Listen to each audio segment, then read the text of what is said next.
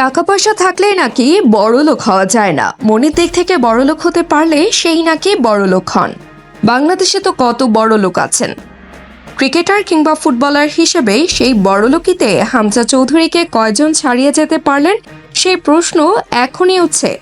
বাংলাদেশের কন্টেস্টে সাকিব মাশরাফিরা হিরো তো বটেই, কেননা তারা বাংলাদেশের হয়ে খেলেছেন তাই।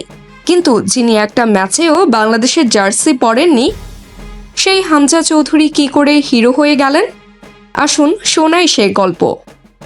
হামজা চৌধুরীর নামটা আপনার নিশ্চয়ই শোনা হয়েছে, তবে আপনি কি শুনেছেন ঈসা হোসাইন চৌধুরীর কথা? মনে হয় শোনেননি। শুনলেও ঈসা আর হামজাকে এক করতে পারছেন না। আমি বলছি ঠিক কিভাবে এক করবেন। হামজার ছেলের নাম ঈসা হোসাইন চৌধুরী। এই নামে হামজা গড়েছেন এক মাদ্রাসা। নিজ অর্থায়নে মাদ্রাসা তো গড়েছেনই, পাশাপাশি প্রতিষ্ঠানটির খরচাও মিটিয়ে দেন তিনি।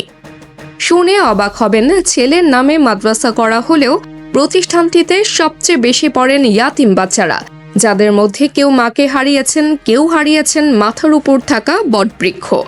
তাতে কি, হামজা আছেন তো।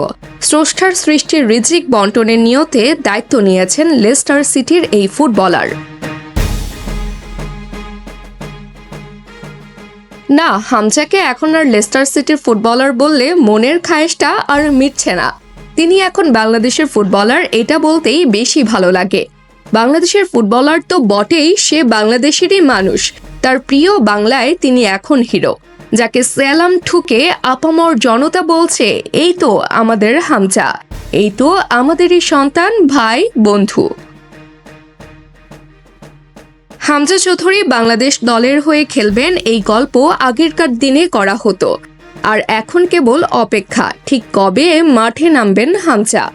সব ঠিক থাকলে ভারতের বিপক্ষে অভিষেক হতে পারে হামজার। সেই অপেক্ষায় দেশের ফুটবলার প্রিয়রা। হামজা তো নিশ্চয়ই অপেক্ষা করছেন। হামজার অপেক্ষা ফুরিয়ে বাংলাদেশের জার্সিতে অভিষেক হোক, এটাই চাওয়া।